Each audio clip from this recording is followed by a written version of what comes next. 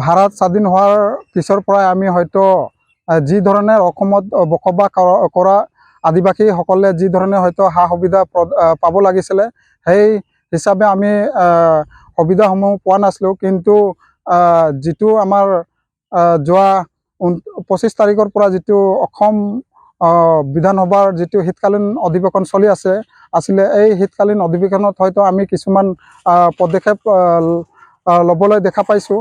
আৰু যিটো হয়তো আমাৰ বিশেষকৈ বাগানত বসবাস কৰা আদিবাসীসকলক যিটো ভূমি পট্টা দিয়াৰ কাৰণে যি প্ৰস্তাৱ আনিছিলে বিধানসভাত, এই বিধানসভাত প্ৰস্তাৱ আনাক আমি আদৰণি জনাইছোঁ। লগতে যি প্ৰস্তাৱ আনিছে এই প্ৰস্তাৱসমূহ আইনত পৰিণত কৰি আমাৰ আদিবাসী চাহ শ্ৰমিকসকলক মাটি পট্টা 26ৰ নিৰ্বাচনৰ আগে প্ৰদান কৰাৰ কাৰণে আমি অনুৰোধ জনাইছোঁ। লগতে আমাৰ যিটো আদিবাসীসকলক যি ST মৰ্যাদা প্ৰদান কৰাৰ কাৰণে যি বিধেয়ক উত্থাপন হৈছিলে এই বিধেয়কখনকো নিৰ্বাচনৰ আগে আমাৰ অসমত বসবাস কৰা আদিবাসীসকলক জনজাতিকৰণ মৰ্যাদা প্ৰদান কৰাৰ কাৰণে আমি আহ্বান জনাইছোঁ। অন্যথা যদি আমাৰ 2026ৰ যিটো বিধানসভা নিৰ্বাচনৰ আগে আমাৰ জনজাতিকৰণ সম্পূৰ্ণকৈ প্ৰদান নকৰে তেতিয়াহ'লে হয়তো আমি বিজেপি চৰকাৰৰ বিকল্প কিবা আমি বেলেগ চিন্তা কৰাৰ কাৰণে আমি বাধ্য হ'ম। আমাৰ যিটো বাগানত বিশেষকৈ অসমৰ কিছুমান বাগানত আমি দেখিবলৈ পাইছোঁ যে মডেল স্কুল স্থাপন কৰিছে, আমি ভাল পাইছোঁ। কিন্তু তাৰ সমান্তৰালভাৱে যিটো স্কুল স্থাপন কৰি আছে, স্কুল বনাই আছে, কিন্তু স্কুলসমূহ ভালকৈ চলা নাই। যি স্কুলসমূহ ভালকৈ চলা নাই বিশেষকৈ শিক্ষাৰ দিশৰ ওপৰত, সেইটো বিষয়টো অলপ ভালকৈ সুচাৰুৰূপে পৰিচালনা কৰাৰ কাৰণে আমি অনুৰোধ জনাইছোঁ। বিশেষকৈ যিটো ইউনিভাৰ্চিটি হওক, যিটো আমাৰ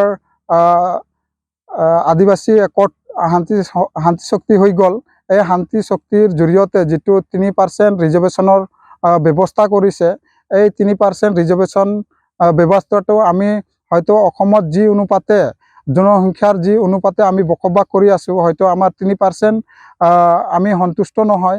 আমাৰ যিটো ৰিজাৰ্ভেশ্যন ছিষ্টেমটো অলপ বঢ়াব লাগিব।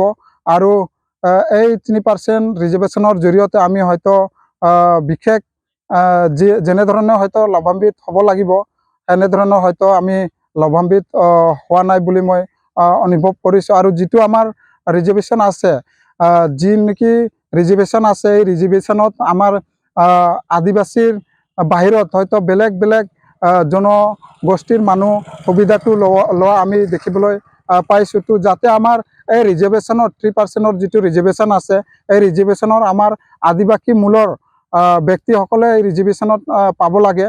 যাতে আমাৰ যিহেতু আমাৰ জনগোষ্ঠীৰ কাৰণে ৰিজাৰ্ভেশ্যনটো ওলাইছে, কিন্তু এই ৰিজাৰ্ভেশ্যনত আমি বেলেগ সম্প্ৰদায়ৰ ব্যক্তিসকলক পঢ়াৰ সুবিধাটো লোৱা দেখা পাই আছোঁ।